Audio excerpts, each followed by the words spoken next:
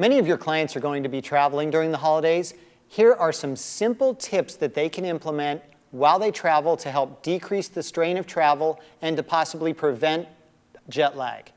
As we do these, you're going to look at them and think, these are really basic, they seem like common sense, and they are, but they're very simple tips that, if implemented, will help.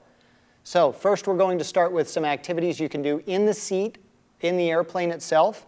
Sue's going to just extend her knee, bringing her leg up as far as she'd be able to with the seat in front of her. Let it drop back down. When she raises up this time, she's going to pause, rotate her foot in a clockwise and then counterclockwise manner. Bring her foot back down. Now I'm going to have her raise her toe towards her shin as high as she can. Hold for a few seconds. Let that drop back down. Now she's going to lift her heel off the ground, pressing down on her toes into the ground, and bring that back down. Next, we're going to get a little bit of movement at her hips by having her flex at the hip and raise her knee right off the ground, her whole leg right off the ground. Bring that back down. We're going to turn that same movement into a stretch now by having her raise her leg, reach underneath the thigh, and pull her thigh up towards her chest. Okay. And we can hold that for 15 to 20 seconds. The next thing we're going to have her do is some rotation of the spine to help prevent from getting stiff while you're sitting in the chair for hours upon time. Cross one leg over the other. We'll have her reach across with the opposite hand and then turn and look back over her shoulder. This allows for some spinal mobility, and it'll stretch out some of the rotational muscles of the torso.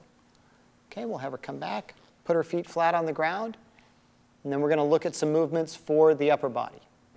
A couple of movements for the upper body. We can start first by having Sue raise her hand up above her head. She's going to reach up with her right hand and grab the left wrist, and then pull the left arm over towards the right side. She'll feel a stretch down her back, down her left lat, and in the left shoulder, and possibly in the left tricep.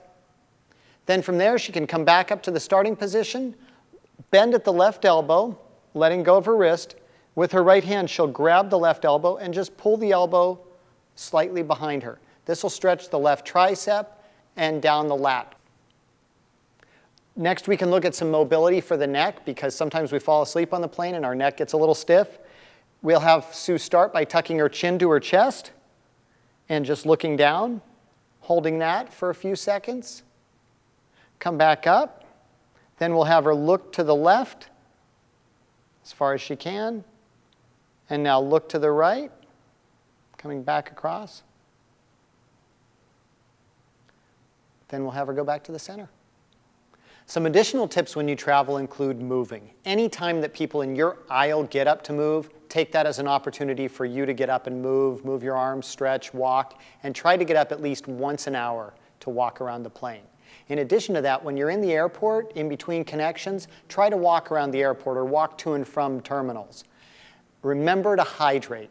Hydrate with water as often as you can before, during, and after your flight, and try to avoid diuretics such as caffeine and alcohol before, during, and after your flight. For food, try to maintain as much as you can your normal healthful diet. Go into your vacation well rested and wear comfortable clothes during your travel. For more information on fitness tips for travel, go to acefitness.org.